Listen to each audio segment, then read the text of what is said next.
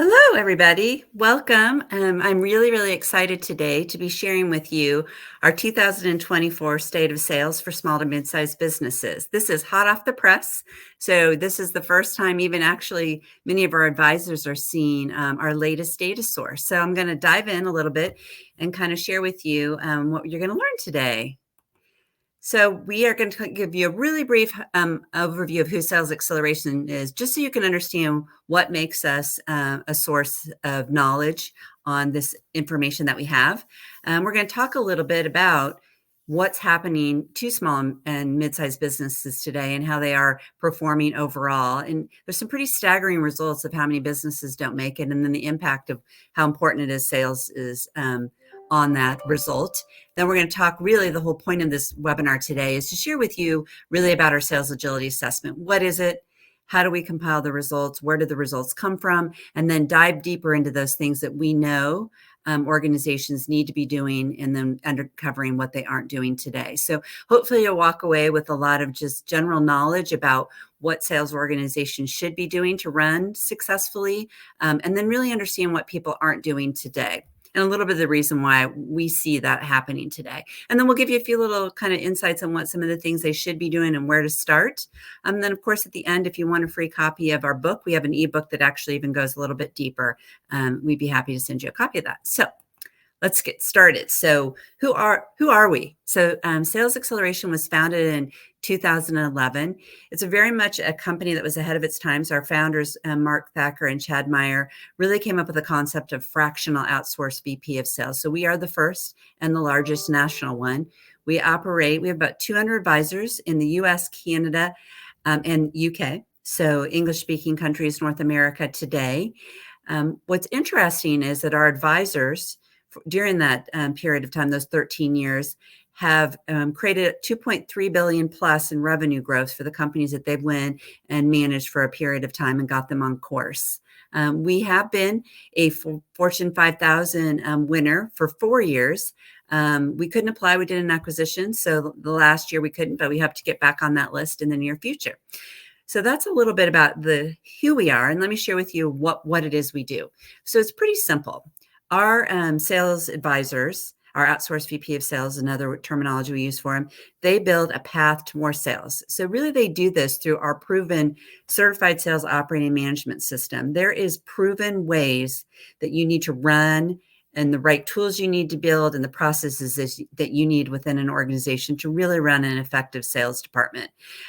So what happens is our outsourced VP of sales come in, take a very deep assessment of what your organization is doing, and then look amongst our certified sales operating management system of what they need to do to execute for you. So it could be, do you have the right strategy in place? Do you have the infrastructure that you need, the right management?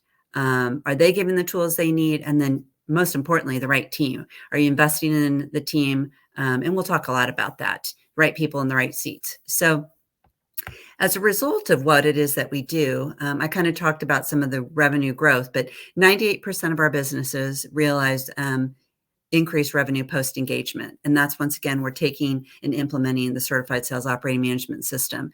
Our clients report an average increase of 32% of sales. That's year 1, year 2, kind of in those first couple of years right after we leave. And we have had the pleasure of serving over 6,000 businesses throughout the US, UK, and Canada. So you just kind of understand the magnitude of the difference that our advisors are making out in the marketplace. So that's a little bit about who we are and what it is we do. So let's dive in. So we're talking today about what we call our Sales Agility Assessment 4.0. And what this is it's assessment that our advisors give to their clients.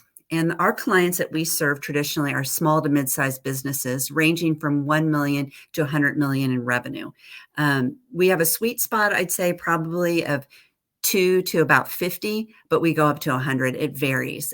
All industries, we are industry.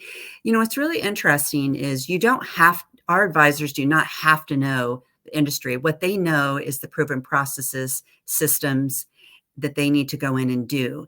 So we serve all industries, but we do have a leniency towards B2B, and I'll talk about that percentage.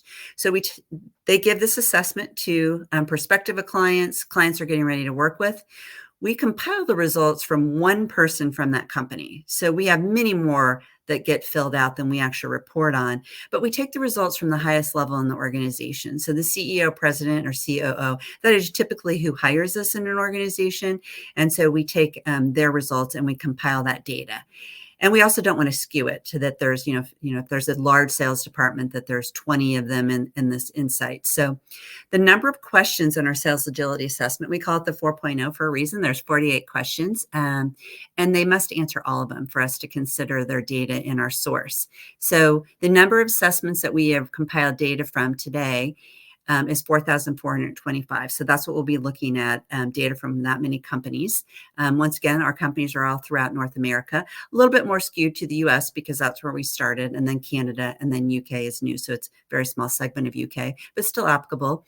And then the type of companies, as I mentioned, 88% of our people that take our assessment are B2B. We do traditionally support more B2B companies, but then 12% are B2C. We do B2C work, but we just have more B2B companies that we tend to work with. So that's really what the assessment is about. But before I jump into just our key findings this year, I wanted to really kind of set the stage. This is a really interesting stat from the Bureau of Labor about how many businesses fail. And you'll really find it interesting. Within the first 3 years, 40% of businesses, and this is B2B and B2C, fail. When you get to years like where we're at, between 10 and 15, they're failing at a 65 to 73% rate. And then in 20 years, 80% of businesses are no longer in the market. And there's really core reasons behind this. And what's interesting, if we go to the next slide, is there are the top 10 businesses fail. And it's fascinating to me, out of those top 10 reasons, 5 of them all relate back to sales. And so I wanted to share this with you because it'll give you more context around why it is so important that companies have the right sales infrastructure, the sales tools, the right people in the right seats, because they're key contributors to whether or not your business is going to succeed or fail. So I'm just going to point out the ones that are in red that do focus on that, but unexpected growth and no proper controls and accountability. And this unexpected growth could be a brand new company, or it could be a company that later on maybe makes an enhancement and is just not prepared for it. So there's no perfect timing for this. It's a natural cycle for a business that has something of value and just may not be set up for that growth. The next thing in there is unable to keep pace with competitors. And boy, oh boy, do we see this time and time again, how important it is, how many companies we go into that don't even actually a lot of times know who their competitors are, let alone what they're doing to enhance their offering, to really have their salespeople understand what they're going up against in the marketplace. And in today's age, it's so easy to find that. There's really absolutely no excuse for someone not to know and to be tracking and understanding this, but then not even just understanding, but dig deeper into how does that compare up against your product. So that's a really important thing that our sales teams need to get their hands around, and that we help a lot of companies with. And then the visibility of the company really could be just those prospects don't even know of the company. They don't know what you offer. And this is where it's a kind of a combination of sales and marketing. Are we really out engaging with the right people, really the right people that need to know? Is our brand becoming visible in that space, in that vertical? So it's an area that a lot of companies don't take the time and energy to understand where they fit, and let alone then really start to build visibility in it. And then lack of experience. This could be at any level in the organization, but sales leadership is a key area. And that is one of the things we see time and time again is, it's really interesting. Most sales leaders were a really high performing sales rep. And then one day he shows up for work and he's in charge. And as you can imagine, he has no different skills to run a team than he did the day before, but he's now in charge.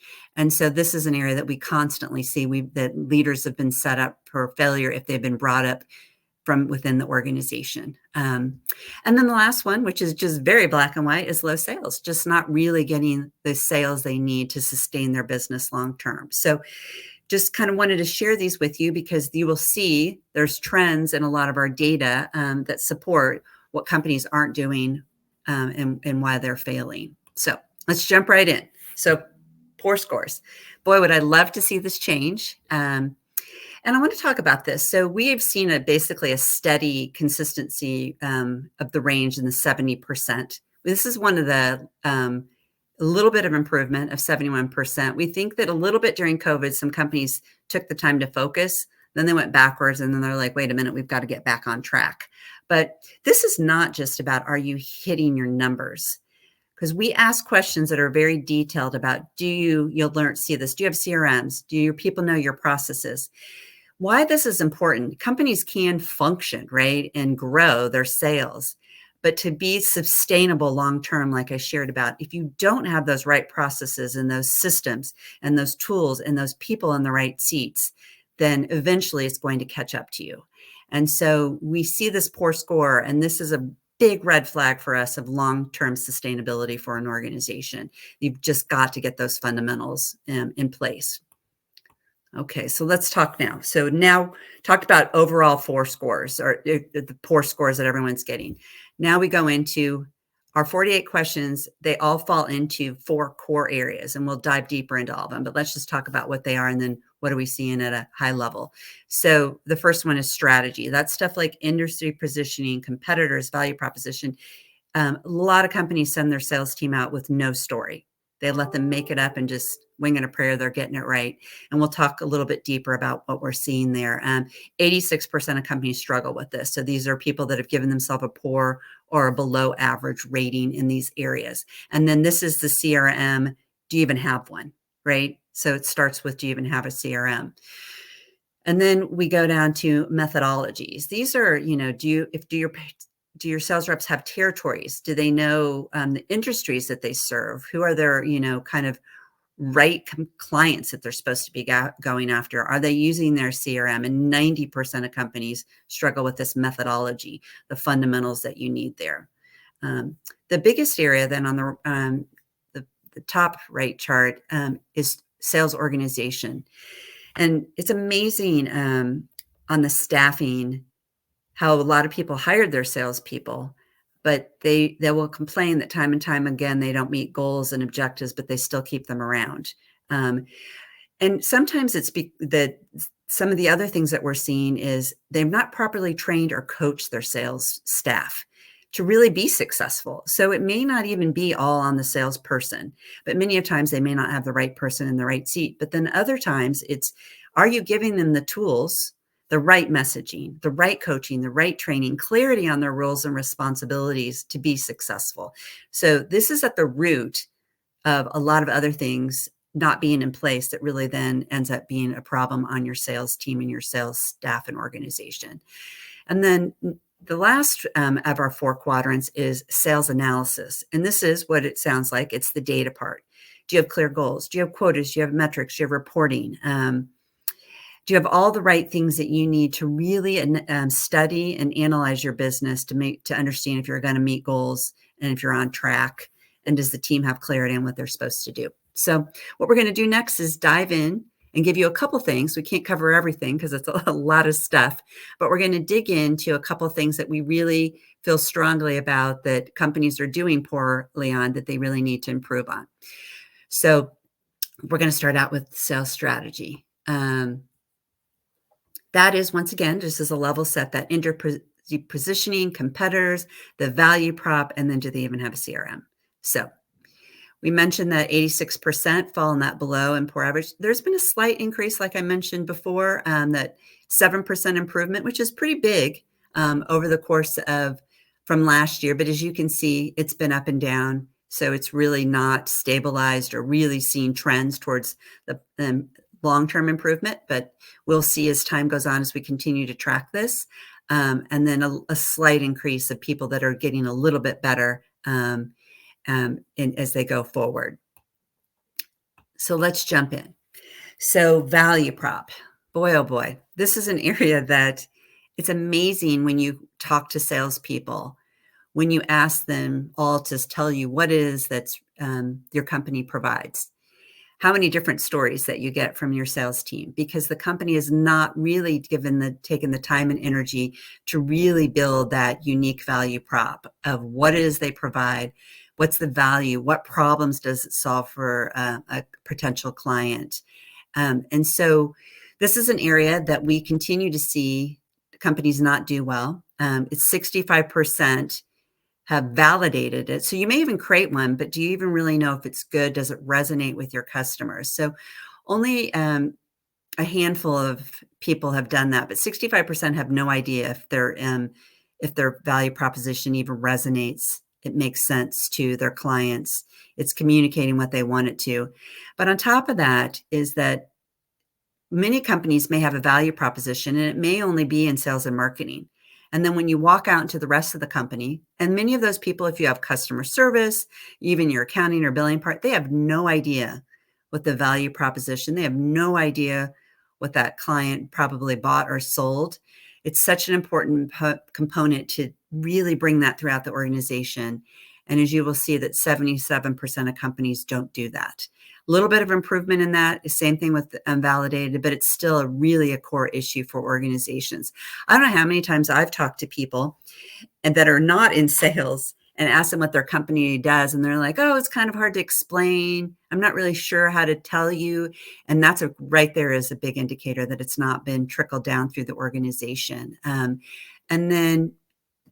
And yeah, somebody just wrote, yeah, many salespeople don't know what it is either. Well, and that's what I said, that most companies don't even have one. So it's about 80% of companies don't really have a unique value proposition as it relates to sales and what their offering is. They may have a corporate one, but that's not what you're selling. That's really, aspirational for the organization. And it's a business operating value proposition, not a sales operating one. And then they really clearly communicate their unique selling proposition. So it goes deeper. It's not just this one statement, but then it's those bullet points and those extra added for the story that they need to continue to enhance that story when a salespeople is talking about what they offer. And only 76% of companies don't even have those next level data points that are needed to really bring the value proposition to life. So this is an area that unfortunately we've seen a little bit of improvement, but this is probably one of the first things that our advisors have to come in and fix for clients, is giving those sales team just that unique value proposition. So here's another one. And I will say this is probably the category that we've seen the biggest improvement in the last 5 years is, do you even have a CRM? About 4 years ago, it was in the 70% that didn't. It's still not a good thing that 53% of companies don't have one. And, it's how do they even understand what's happening? If you can't identify and categorize your prospect and customers and even have a master source to go to, it's usually, it's in a salesperson's contact list. They've just got emails. They have maybe an Excel spreadsheet. That's no way to run a business. You have to have a single source, particularly when those salespeople, roll over. You also need to start, putting priority levels to those prospects and clients and creating values for them. It doesn't allow a company to forecast. How do you even know if you don't even know who your prospects are, where they're at in the stage? It just kills being able to get any kind of reporting, which we'll talk about later. But it's also the best tool to look at leading and lagging indicators to really improve your sales process and the overall, direction of the organization. So this is very disappointing. We constantly bring tools, we're bringing those into companies, and, a couple that we like, that are low price points, ClaritySoft, Pipedrive, very targeted to small to mid-sized businesses, and HubSpot. HubSpot now recently has a newer product offering for small businesses. There's really no excuse for a company not to have one in this day and age today, especially with the affordability of these tools. Okay, let's talk methodology. So methodology, as a reminder, it's the territories, the coverages, the processes, and then do they use their CRM? And that's really kind of flows into everything. You can have a CRM, but do you use it? Do you put the right things in there to really allow you to get insights into the business? So let's talk about methodology. And this is probably another area that we have seen some great improvement in, but it's still not good, is, do you have a documented sales process? So imagine a salesperson showing up every day and not even really understanding what's the proper way. What am I even supposed to be doing to sell our product offering? Well, 74% of sales teams show up and they don't even know that. But if you take it a step further, you may have a process, but what they need to understand is what needs to occur in what order. So it's very, very important as when do they ask the discovery questions? What are those discovery questions? Do they have the right key decision maker on? They shouldn't be on call number 4 and realize they don't have the right people on this phone call to make that decision. So where does that occur in their sales cycle step of the process? When do they send the proposal out? It's all those kinds of things that they really, really need to understand to be able to close that deal. And so it's one thing to have a process, but to really make sure there's clarity of when and how and the detail underneath that of how things need to happen, which will also then give you incredible insight as you move along that sales process, what your probability of closure is. If you get to step, 4, is it an 80%, a 90% probability of close? And what does that do? It helps with forecasting, right? And understanding if you're going to meet your goal. So this is an area that we just continue to see so much room for improvement. And this is the thing, probably one of the number one things that's going to take a company and make it sustainable for long-term growth. So then now let's talk about methodology. We talked before that if you don't have a CRM, then you really can't even do this. But if you do, are you prioritizing your customers? So we saw that 81% of companies do not do that. They don't really look at their customers as priority A. And priority A could just be on a prospect. They look alike the most of your other clients. So there's a high probability they're going to buy. They may not have that offering. There's a lot of different attributes that you can tag to a priority A to have someone rank there. But then when it become a customer, then it's important to understand how long have they been with that customer? How many products and services is there opportunity to cross-sell and upsell them other things? What did they pay? We also find that a lot of companies that do prioritize their customers, it's done with no logic. So if you can imagine if you prioritized a company A that is a priority, a company A, and it's somebody that's been doing business with you for 15 years, and you have the lowest profit margin, but they get your best service, that's a miss. And so it's really stepping back and really, really making sure that your priority customers and prospects are profitable. There's opportunity to grow and enhance and expand with them. And so it's a deeper dive into really what you need to do as an organization.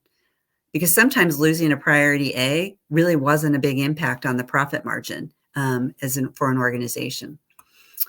Okay, so now I'm going to jump into sales analysis. So this is the goals, the quota, the metrics, the reporting, and that there is a little bit of compensation and incentives. I'm not going to talk about that today, but it's very important that compensation, I do want to say that, and incentives get looked at every year and that your salespeople sign them. It's so important that they understand what they are responsible for. But it starts with them even knowing what those goals are. So if you don't have them, then it's hard to put it in a documentation. But let's kind of step back at the bigger picture. So you've created your yearly goals. Now you have your quarterly goals. 94% of companies then do not take that quarterly goal and then assign it to all the sales reps. So they have no idea how they're going to get there. They just hope that all their people together are going to come together and hit that goal. But what an organization should do is take that quarterly goal and then assign it, that each portion of it, so it rolls up to that sum total of the corporate goal to all the sales reps. And so that's a very, very important part of it. So on top of that, they don't have a dashboard to even track it. So maybe they did do that, but they don't really track it. So they're kind of counting on, Joe, the sales rep, to say, oh, yeah, I sold 3 and I'm pretty sure I'm going to get those other 5 that you gave me. Well, we don't know because A, we can't see where they're at in the sales cycle because we haven't written it up to see that a percentage of what's the probability of hitting it. So you can see how these things all kind of start to work together to build a solid sales foundation. And so it's very, very important that you do that basic exercise of just understanding how are we going to meet the goals assigned to the sales reps and track them, and then having those constant dialogues with the sales team, having them sign off on their goals and understanding what they're personally responsible for. Okay, so let's move along. So we'll talk about, I said, the sales reps. So it's important that not only that they sign their compensation agreement and they understand how they're going to get compensated, but that they have the right mix. And it's amazing how many companies we walk into and just say, well, they just have a base salary. Well, that's not motivating. And what does that mean? You probably don't have a hunter in that job. You have a farmer, and a farmer is someone who's just comfortable, status quo, just continuing to talk to the same clients, maybe working a little bit on bringing some new business in. But a true hunter is going to want to be able to make money. And so you want to incentivize them with this being able to make the ability of their base, if not even more, right? So you also don't want to, you know, limit them too much, but you need to give them the opportunity to really work for what they're, earn and be responsible for it. And that's the difference between a hunter and a farmer. And the reality is today too, is there's so many incredible assessment tools to help companies get to the answer to that of what kind of person you're hiring for. We use a couple of them. We use one called PXT and one called OMG that are incredible tools. There's a lot of other great ones out there, but really an important part of understanding when you're hiring, just as important as making sure you have the right skill sets, but then giving them the compensation plan that's going to drive the outcome and the behaviors that you want, and then allow them to make the kind of money that they hope to make in that role. So that's a little bit on the sales analysis. And then going to the fourth one, this is the people part of the business. And boy, does it start with the people, right? Because I mentioned before, if you don't equip them with all the right tools, the processes, the understanding, that's already right there is a big red flag. But if you've not hired the right people in the first place. But what we find is after you hire someone, this is where companies really, really fall down. 57% of them don't have an onboarding process.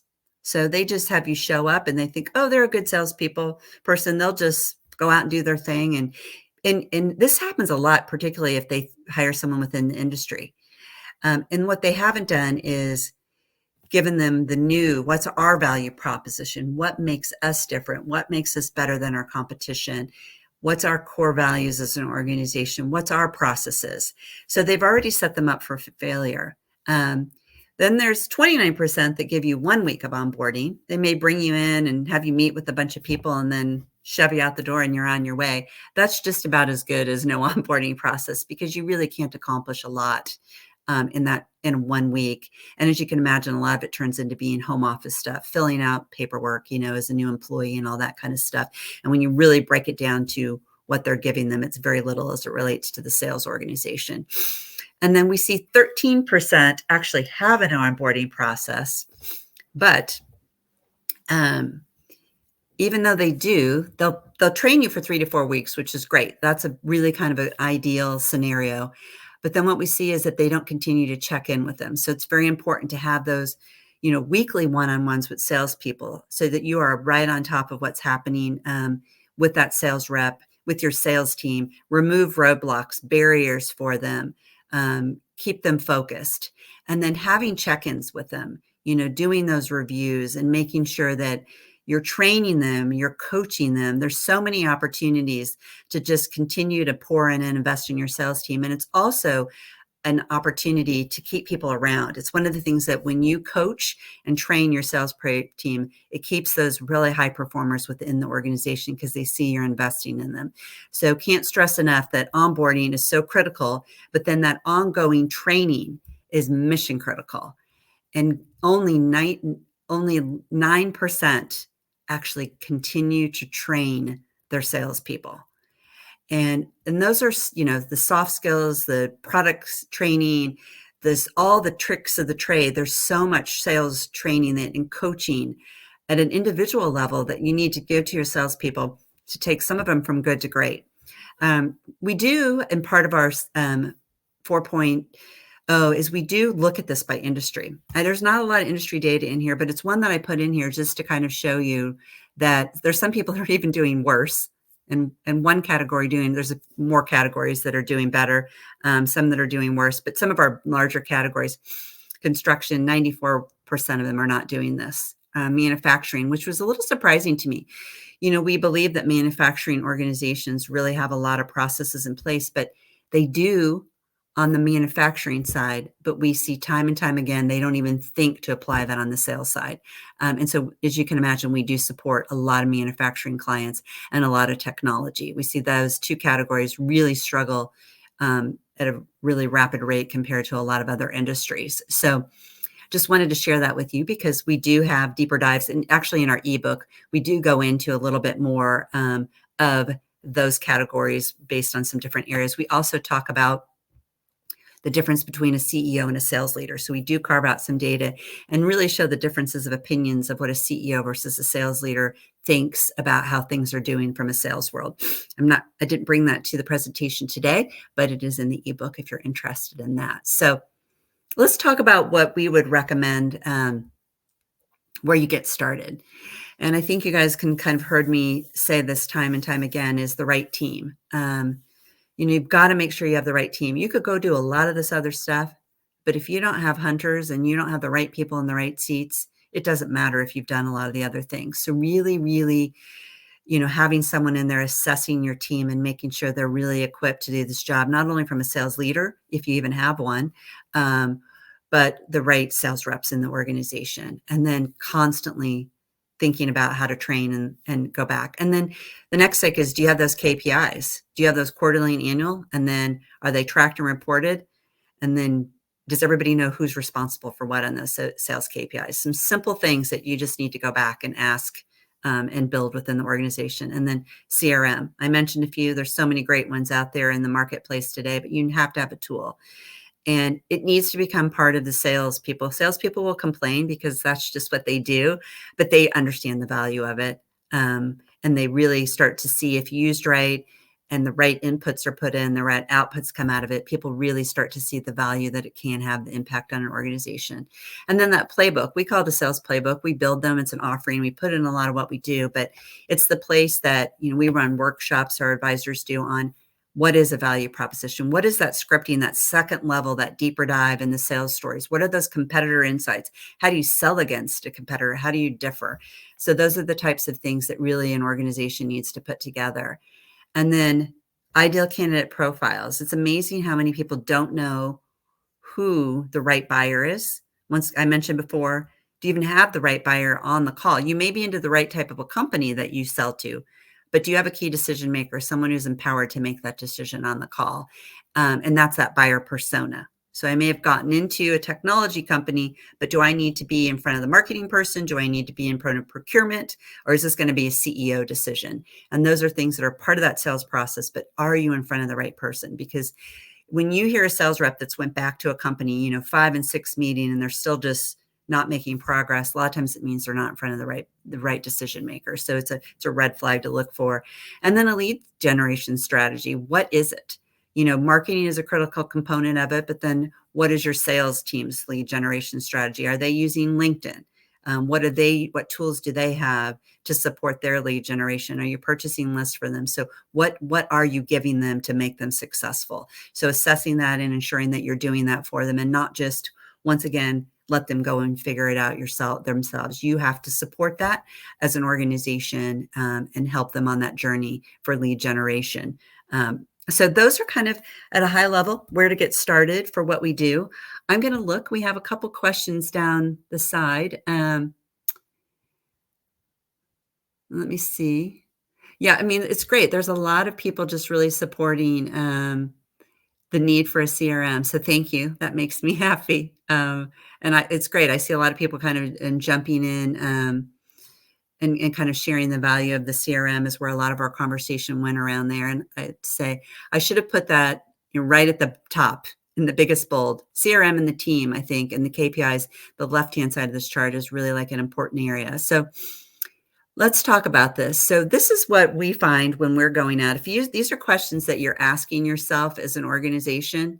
Are you constantly creating and hitting your sales goals? Are you confident you have the right team?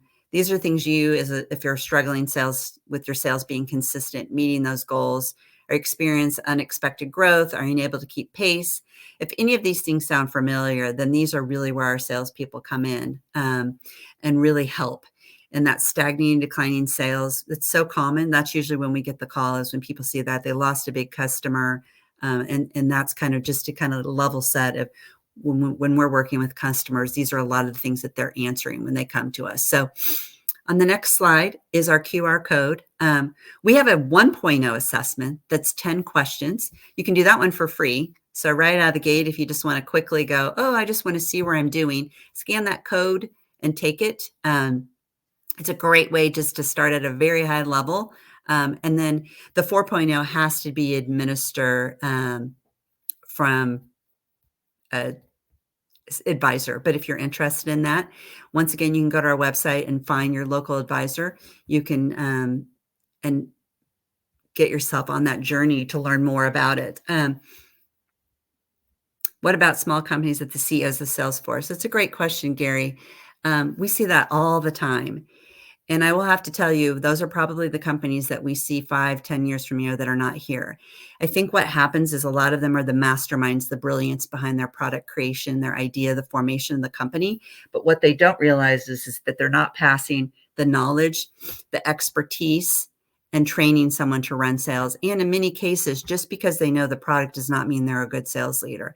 So we do see that time and time again, that they're wearing multiple seats and multiple hats. And that's what we do is we come in there, why they hire us fractionally, because they get the sales expertise and leader. And usually when we leave, we are hiring a sales leader for them. Our intent is never to stay long-term with a company.